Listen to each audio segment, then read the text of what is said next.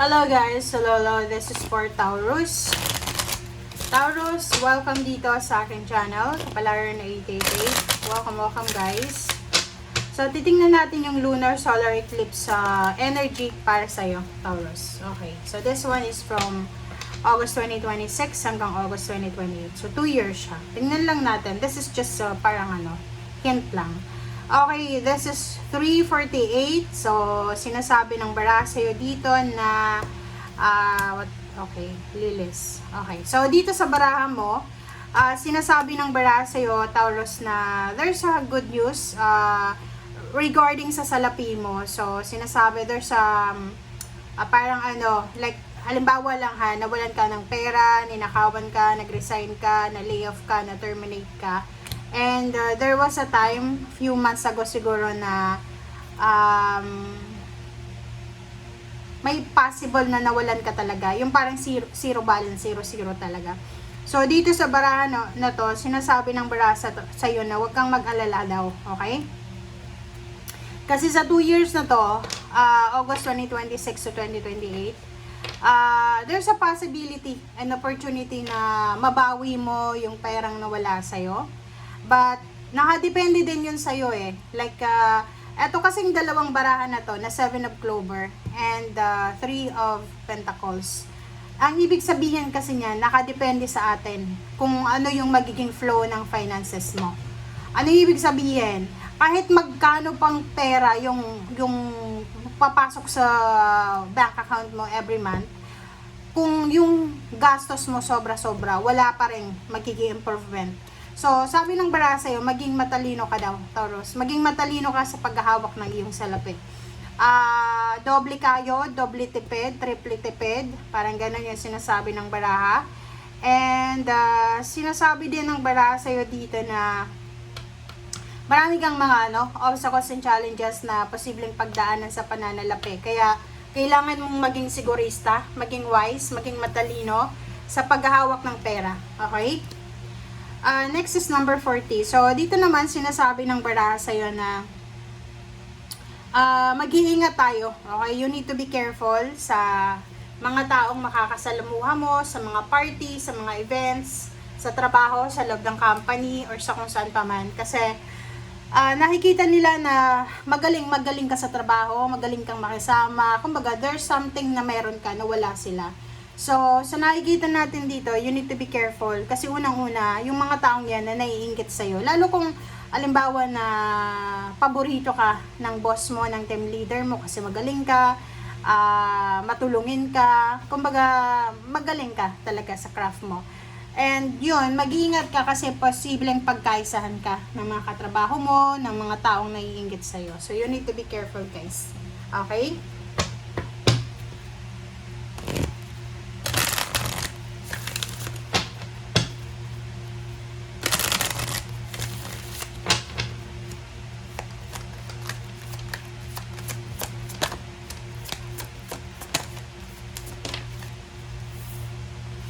Okay, first quarter moon in Aquarius, trust the universe.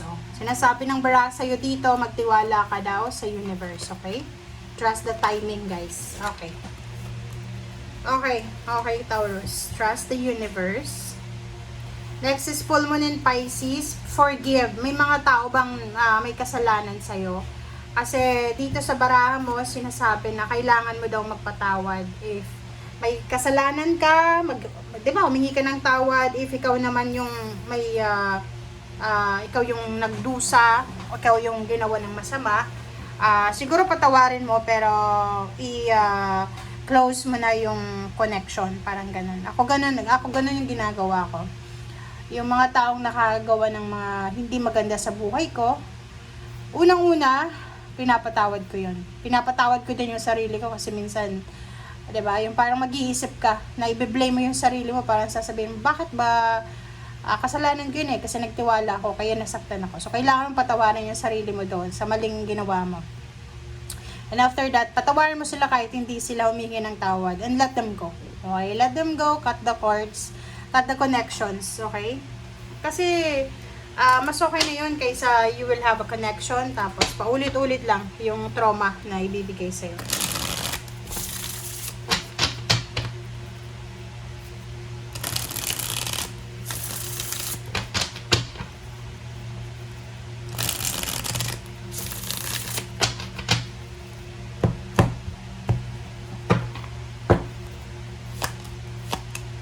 Okay, so Page of Swords and Ten of Pentacles.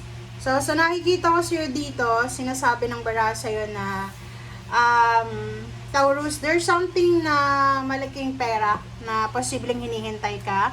If it's inheritance, back pay, last pay, umuutang ka ba sa bangko? Kasi sabi ng bara sa'yo dito, posibleng mabilis to na dumating sa'yo. So, pwedeng, I don't know if saan galing yan, kasi ikaw lang yung makakasagot niyan. But sinasabi ng bara sa'yo na etong taong ito na magiging parte ng perang ito is naging part ng buhay mo. So, pwedeng may utang siya sa'yo. May utang siya sa'yong napakalaking halaga.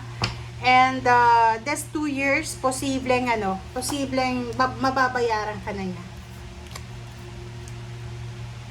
Okay, next is Three of Pentacles, Queen of Cups, and then Hangman.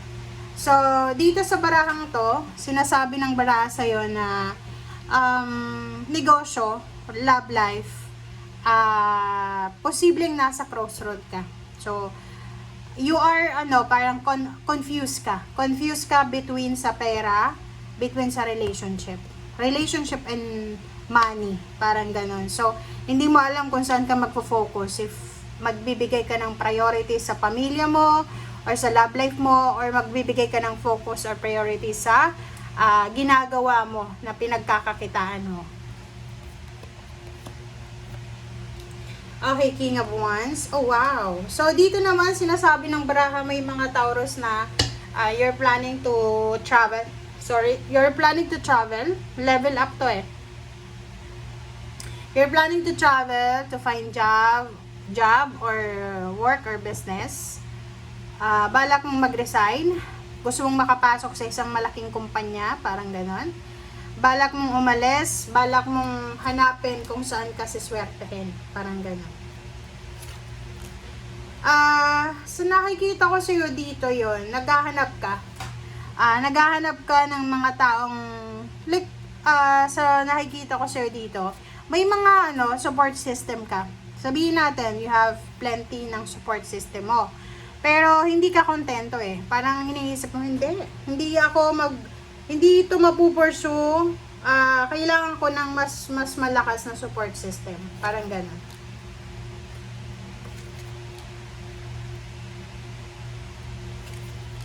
Alright, so next is King of Pentacles, Ace of Wands, and Six of Wands. So sa nakikita ko sa'yo dito, sinasabi ng bara sa'yo na it takes time daw para sa tagumpay. So, kailangan ipagpatuloy mo lang kung anong ginagawa mo sa ngayon, especially kung tungkol yan sa trabaho or pinagkakakitaan.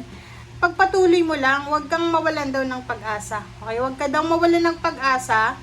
And sinasabi ng bara sa'yo dito na end of the day, magiging sobrang successful ka. You will be victorious. You will be successful. So, sa ngayon, lang muna tayo. Kumbaga, relax lang. Just go with the flow as long as na ginagawa mo yung best mo. Okay? Temperance. Ito yung last message sa'yo. Okay guys, so for the 2 years, 2006 hanggang 2008, kailangan ka lang huwag kang irritable. Huwag kang gagawa ng desisyon na pwedeng maging cause ng delays or kano pa man. Thank you guys. Bye!